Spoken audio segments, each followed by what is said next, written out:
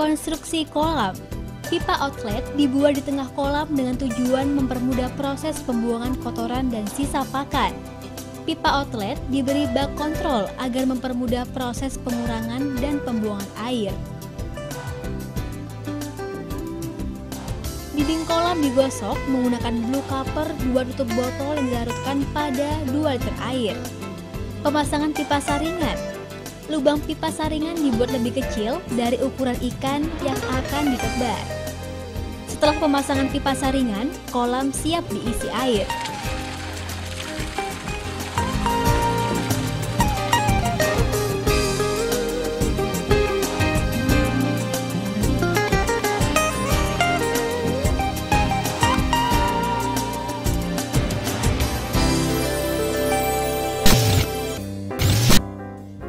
Kedua, fermentasi. Pengambilan bahan fermentasi berupa booster amino liquid, planktop, dan aqua enzim. Melakukan penimbangan polar atau dedak bekatul halus. Setiap 1 kg polar atau dedak bekatul halus diberi booster amino liquid sebanyak 200 cc, planktop 100 cc, dan aqua enzim 10 gram. Kemudian diencerkan dengan air sebanyak 2 liter. Kemudian disiramkan secara merata pada polar atau dedak halus, diaduk secara merata sampai seperti adonan semen. Lalu tutup wadah fermentasi dengan rapat menggunakan kantong plastik. Setelah 24 jam kemudian, fermentasi siap ditebar ke kolam pembesaran. Penebaran fermentasi sebaiknya dilakukan pada waktu pagi menjelang siang hari. Plankton akan tumbuh selama 2 hingga 3 hari dari penebaran fermentasi. Hal ini juga tergantung dari kondisi panas matahari yang cukup. Setelah plankton tumbuh dilakukan penebaran booster non-stop dengan dosis 30 ppm. Kemudian air dinaikkan sampai ketinggian maksimum.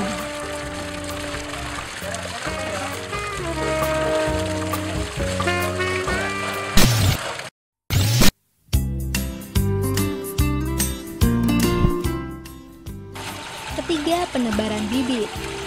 Buang air pada bak pemeliharaan bibit sampai ketinggian 10 hingga 20 cm. Kemudian, tutup kembali pipa pembuangan. Siapkan bak penampungan dan peralatan panen. Seser dipasang pada pipa pembuangan. Cabut pipa saringan pada bak pemeliharaan. Siram bibit dengan air sampai bibit habis. Bibit yang tertampung pada seser dimasukkan ke dalam ember penampungan. Bibit yang ada pada ember penampungan dibawa ke kolam pembesaran. Sebelum bibit ditebar, dilakukan aklimatisasi atau adaptasi lingkungan terlebih dahulu dengan tujuan agar bibit tidak mengalami stres. Bibit dituang secara perlahan ke kolam pembesaran. Setelah bibit ditebar, dilakukan pemberian doser stress pulse dan yeast immunofit dengan tujuan agar mengurangi tingkat kekerasan benih. Pemberian pakan. Timbang pakan sebanyak 5 kg. Premix sebanyak 2,5 sendok makan. Growtop sebanyak 2,5 sendok makan. Progel sebanyak 5 sendok makan. Kemudian dilarutkan dengan air sebanyak 500 hingga 700 ml. Setelah bahan diaduk merata, tuangkan pada pelet yang sudah siap. Lalu aduk secara merata. Untuk pencampuran pelet dengan kapasitas besar dapat menggunakan pengaduk mesin dengan kapasitas pencampuran pelet 30-60 kg. Pelet yang sudah tercampur secara merata diangin-anginkan selama 10 hingga 15 menit. Kemudian, pakan yang sudah kering dimasukkan ke dalam tong penampungan pakan pada masing-masing bak pemeliharaan ikan. Hal ini bertujuan agar pengontrolan pakan lebih mudah.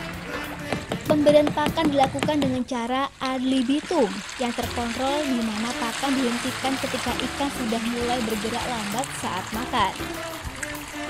Pendataan pakan. Setelah pemberian pakan dilakukan, pendataan pakan sesuai dengan pakan yang diberikan pada masing-masing bak pemeliharaan. Kelima, perawatan air. Pembuangan kotoran dilakukan minimal 2 kali sehari, yaitu pagi dan sore hari. Pembuangan kotoran dilakukan dengan cara membuka pipa sambungan pembuangan dan biarkan air mengalir sampai kotoran terbuang dan air kembali bersih. Untuk menjaga agar air pemeliharaan ikan tidak berbau, diberi booster sel multi dengan dosis 20 ppm yang diberikan pada waktu siang hari.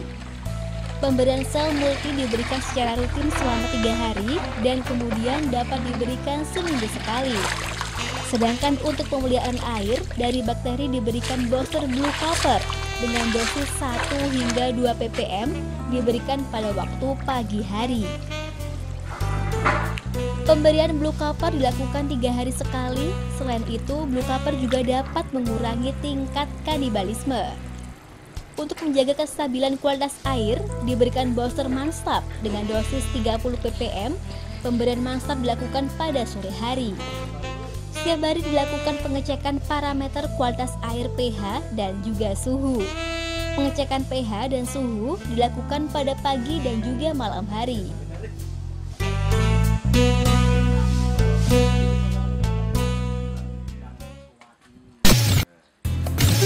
Keenam, grading. Persiapan bak penampungan. Siapkan bak penampungan untuk menampung ikan yang akan digrading. Kemudian bak penampungan diisi dengan air lalu bak penampungan diisi dengan air lalu bak penampungan diberi booster fish immunofit. Persiapan alat grading. Siapkan alat grading berupa sensor dan ember. Proses grading. Grading bertujuan agar ukuran ikan lebih seragam dan mendapatkan hasil SR pemeliharaan yang lebih maksimal.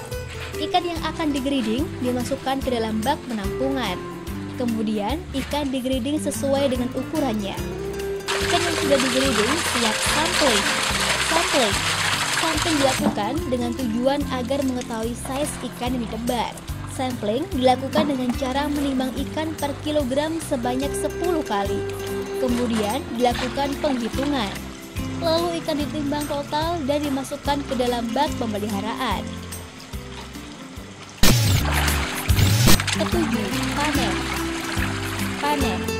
Pemanenan ikan lele sebaiknya dilakukan pada pagi atau sore hari. Hal ini bertujuan agar mengurangi tingkat stres ikan. Buka pipa pembuangan pada bak pemeliharaan. Setelah ketinggian air 10 hingga 20 cm, kemudian ikan diseset. Lalu ikan ditimbang dan dimasukkan ke dalam bak penampungan. Pendataan panen. Setelah pemanenan dilakukan pendataan, yaitu penghitungan FCR.